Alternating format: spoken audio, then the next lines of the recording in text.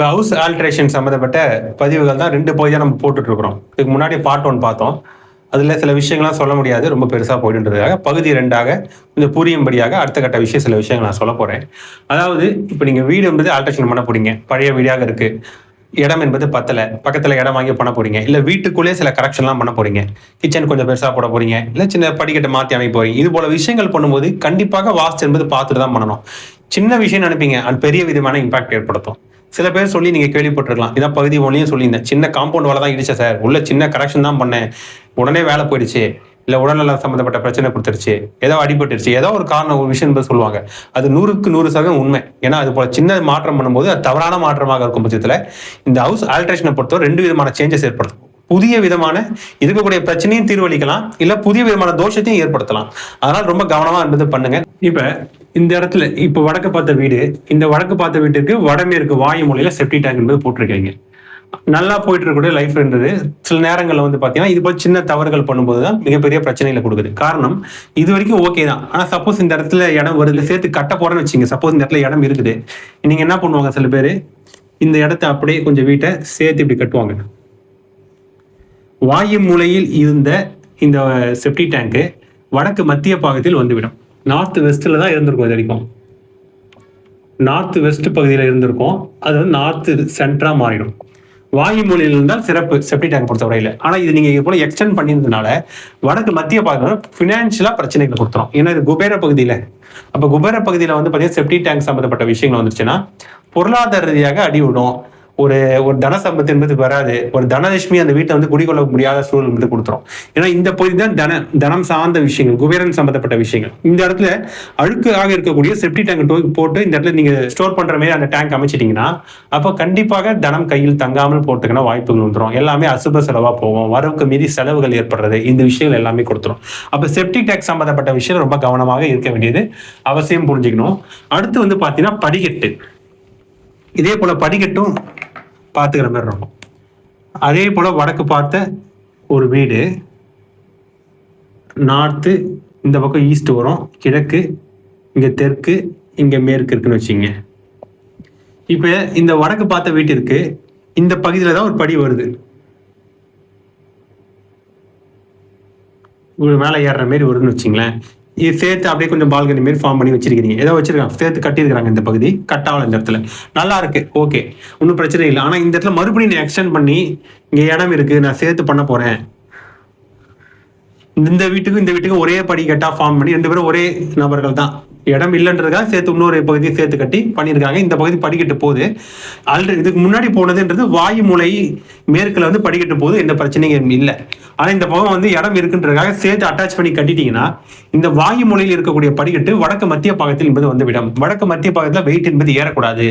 அப்ப இதை நம்ம தெரியாம இந்த போல விஷயங்கள் நீங்க ஆல்ட்ரேஷன் ஒர்க் பண்ணிட்டீங்கன்னா, எக்ஸ்டென்ஷன் ஒர்க் பண்ணிட்டீங்கன்னா ஆட்டோமேட்டிக்கா இதுவும் ஃபினான்ஷியல் லாஸ், பணம் என்பது லாஸ் ஆகும், செய்யக்கூடிய வேலையில தொழில முடக்கத்தை ஏற்படுத்தக்கூடிய சூழல்கள் கொடுத்தோம். ஆனா இந்த விஷயங்களை ரொம்ப கவனமாக பார்க்க வேண்டிய அவசியம் என்பதை பார்க்கணும். அதே போல கட்டு எக்ஸ்டென்ஷன் நான் சொல்லியிருக்கேன் உங்களுக்கு. நான் நீங்க ஒரு பகுதி இடம் முன்ன பின்ன வடக்கு பக்கம் கிழக்கு பக்கம் மற்ற திசைகளை இடம் இருக்குன்றதுக்காக கிச்சனையோ பெட்ரூமையோ நீங்க அந்த ஒரு குறிப்பிட்ட பகுதி மட்டும் எக்ஸ்டெண்ட் பண்ணக்கூடாது. பண்ணீங்கன்னா டோட்டலாவே அந்த பகுதி மூளை வரைக்கும் பாத்தீங்கன்னா மூலமட்ட வரைக்கும் கனெக்ட் பண்ணி எக்ஸ்டென்ஷன் பண்ணணும் அப்படின்ற விஷயங்கள் புரிஞ்சுக்கணும். அடுத்து பாத்தீங்கன்னா room size, kitchen size variation பண்றீங்க, ரூமு கிச்சன் வேரியேஷன் பண்றீங்க.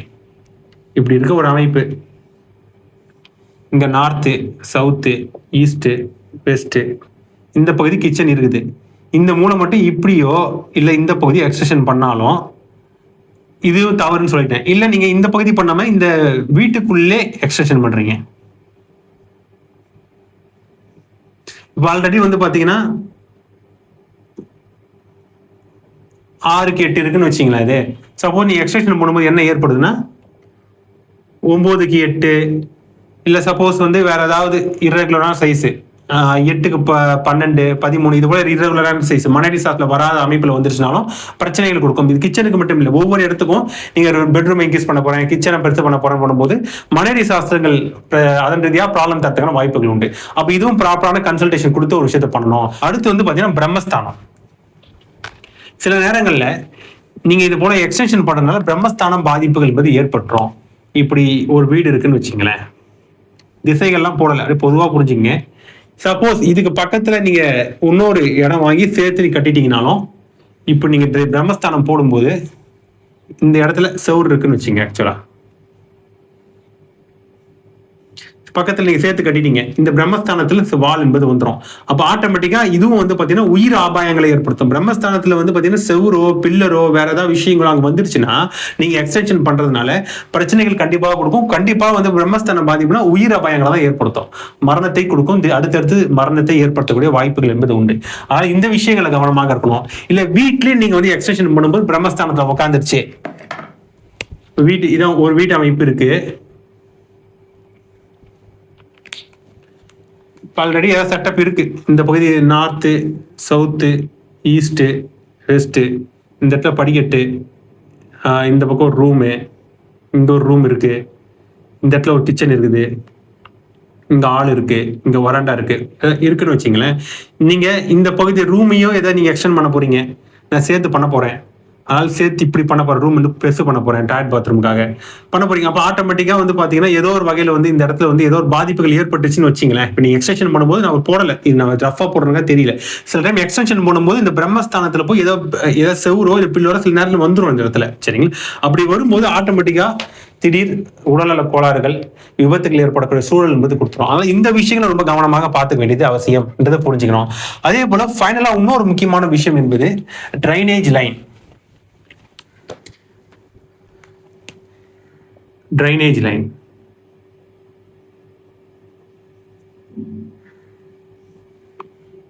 ஒரு வீட்டோட அமைப்பு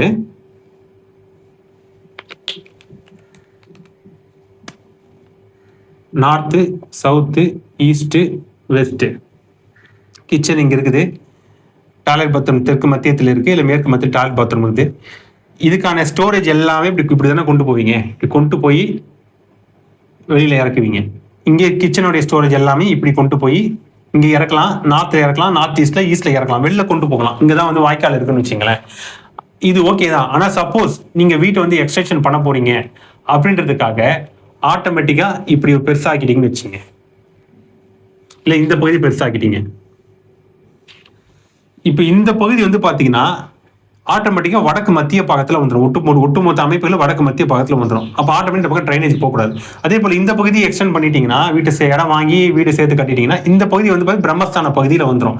அப்ப ஆட்டோமேட்டிக்கா இந்த பிரம்மஸ்தானத்துல இந்த கழிவு நீர் போறது, கொள்றது, இந்த பைப் போறது, இது போல விஷயங்கள் பண்ணக்கூடாது. அப்ப இது போல ட்ரைனேஜ் லைனும் வந்து சேஞ்ச் ஆகிறதுக்கான வாய்ப்புகள் உண்டு. அப்ப இதெல்லாம் கவனமா பார்த்து ஒரு விஷயத்த பண்ணணும். இதுல சொல்லாத எண்ணற்ற விஷயங்கள்லாம் இருக்கு. இதெல்லாம் அனுபவம் சார்ந்த விஷயங்கள். பல இடங்களுக்கு வாஸ்து பார்த்து அது நம்ம விஷயங்கள் இது போல பிரச்சனை இருக்கு, ப்ராப்ளத்தை அனுபவிச்சிருக்காங்க, இதெல்லாம் பண்ண அவேர்னஸ்க்காக போடக்கூடிய பதிவுகள் தான். நீங்க பண்ணக்கூடிய விஷயங்கள் என்னன்னா, ஒரு சின்ன விஷயங்கள் சேஞ்ச் பண்ண போறதாலும் வாஸ்து கன்சல்டேஷன் எடுத்துக்கணும். இல்ல வீட்லயே நிறைய விதமான சேஞ்சஸ் பண்ணா ப்ரொஃபஷனல் டைரக்டா கூட்டு வச்சு பாத்துக்கிறது தான் பெஸ்ட். நான் ஆன்லைன்லயும் டைரக்டாவும் பல இடங்களுக்கு வந்து வாஸ்து பார்த்து கொடுத்துட்டு இருக்கிறேன்.